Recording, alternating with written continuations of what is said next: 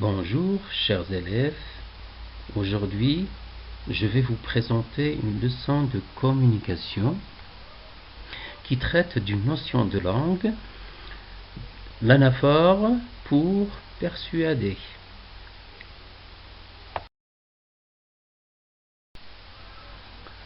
Pour étudier cette notion, j'ai choisi un texte support contextuel pour comprendre ce que c'est que l'anaphore pour persuader.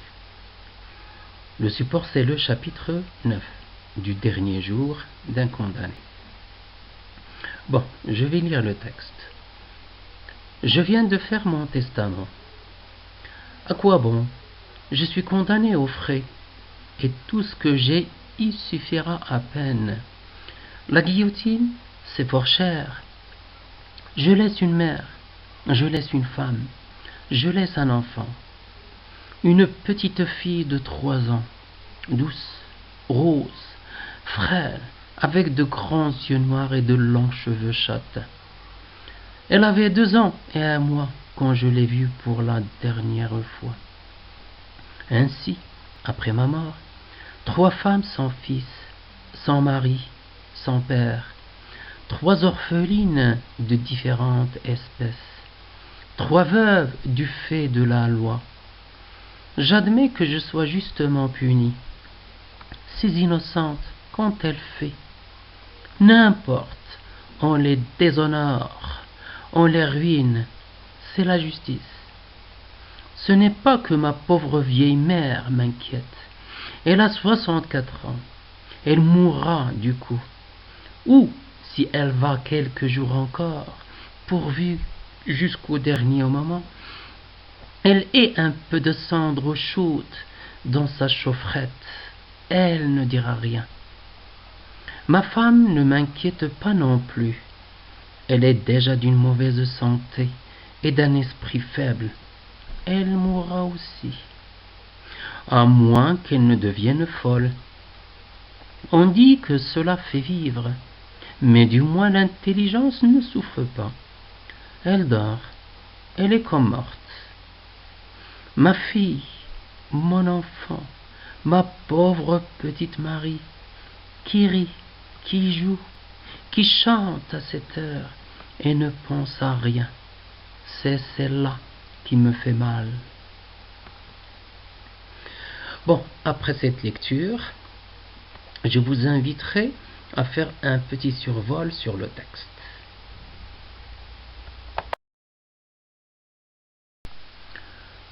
Pour comprendre la situation, on doit se poser les questions suivantes. Qui est le personnage qui parle dans ce texte? De qui parle-t-il? Que dit-il à propos de ces personnes? Quel est son but? Examinons un peu les réponses. Qui est le personnage qui parle dans ce texte? Bien sûr, le personnage qui parle, c'est le condamné à mort. De qui parle-t-il? Bien sûr qu'il parle de sa mère, de sa femme et de sa petite fille Marie. Que dit-il à propos de ces personnes? Sa mère est vieille, sa femme est malade, mais sa petite fille est la seule victime de son verdict, la peine capitale ou la peine de mort. Quel est son but? Son but est de convaincre les responsables à abolir la peine de mort qui rend les faibles enfants orphelins. Après compréhension du texte, on va lire et observer les phrases suivantes du texte. Première phrase. Je laisse une mère. Je laisse une femme. Je laisse un enfant. Deuxième phrase.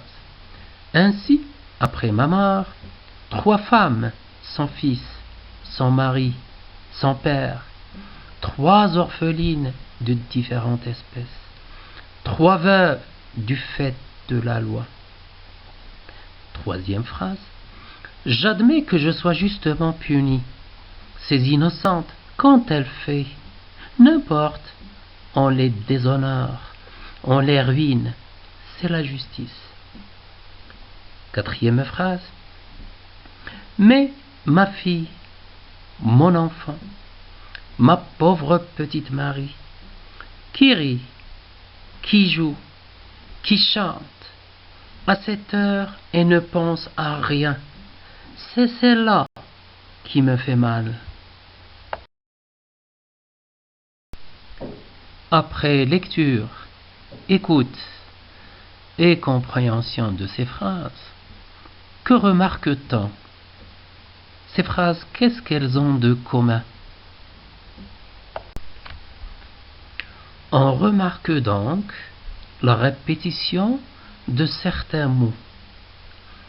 Dans la première phrase, le verbe laisse, répété 3 fois.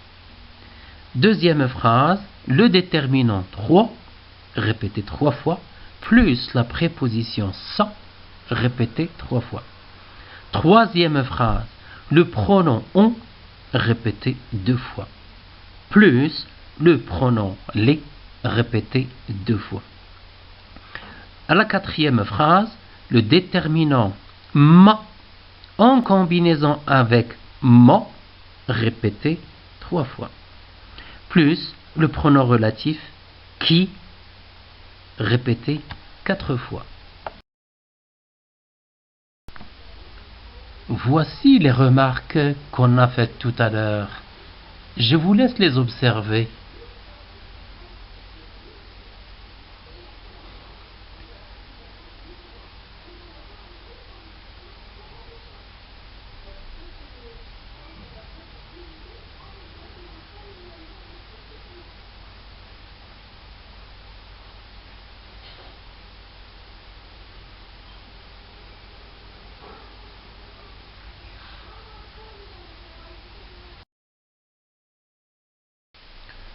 Maintenant, on va se demander, ces répétitions sont-elles voulues par le narrateur?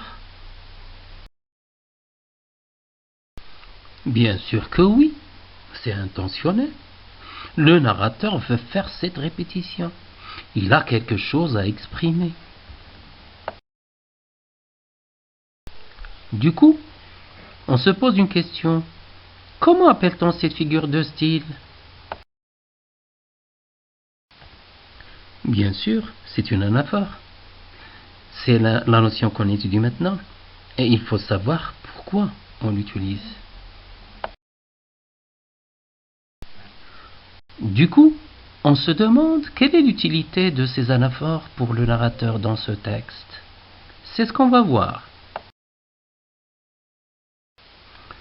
Concernant la première phrase, il y a une énumération croissante de la personne la plus âgée, qui est une mère, vers la plus jeune, qui est un enfant, en passant par une femme. Combiné à l'anaphore laisse, ce qui marque la gravité de l'acte de condamner un homme et priver une famille de femmes du seul homme responsable d'elle. Pour ce qui est de la deuxième phrase, l'anaphore sans, combiné avec les mots fils en correspondance pour sa mère, mari, c'est-à-dire époux pour sa femme, père, c'est-à-dire le papa pour sa fille Marie. L'anaphore 3, combiné avec les mots femme, qui veut dire sa mère, orpheline, qui veut dire sa fille Marie, veuve, qui veut dire son épouse. Bien sûr, femme, orpheline, veuve, c'est au pluriel. C'est 3 femmes qui ont besoin d'un homme qui les soutienne dans la famille. Ces 2 anaphores combinés renforcent l'idée de veuvage, mais surtout celle de l'orphelinat concernant la petite fille Marie, causée par cet acte de tuer au nom de la loi.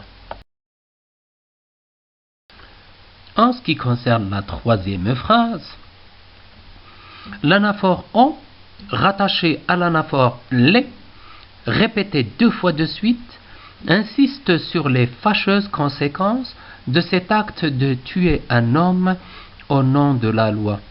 Le déshonneur au sein de la société, ainsi qu'une ruine morale et sociale et une destruction familiale.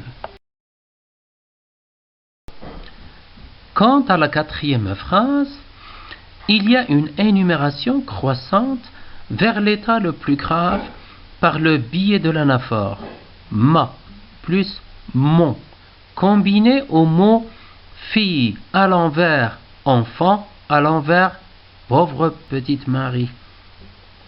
Cet anaphore est combiné à son tour avec une autre représentée par le pronom relatif qui, suivi du thème de la joie, exprimé par les verbes rit, joue, chante, mais en contradiction au thème qui finit cet anaphore, celui du malheur, ce qui est une chute très négative pour la situation de la fille du narrateur, causée par cet acte de condamner un père pour faire plaisir à la justice.